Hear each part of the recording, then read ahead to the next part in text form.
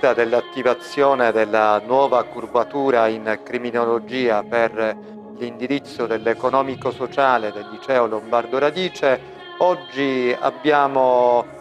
voluto invitare il nostro questore di Catania e una delegazione, una rappresentativa della Polizia di Stato etnea per vivere una giornata di festa, per vivere una giornata di gioia. Abbiamo ospitato, ed è stato per noi motivo di grande onore e di grande orgoglio, il signor Questore Bellassai e una piccola delegazione della Questura catanese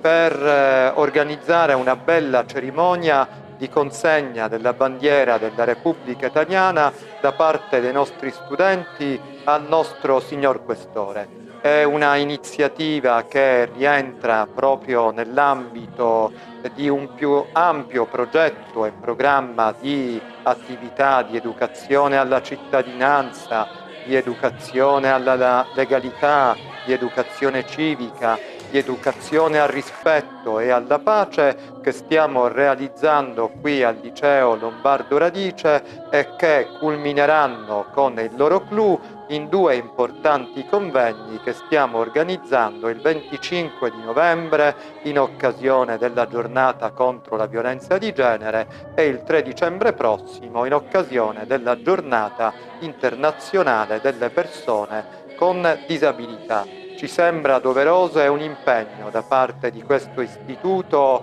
far conoscere gli ideali di pace, di giustizia, di libertà che sono il simbolo della nostra bandiera e della nostra Repubblica Italiana enucleati dall'articolo 12 della nostra fondamentale Costituzione.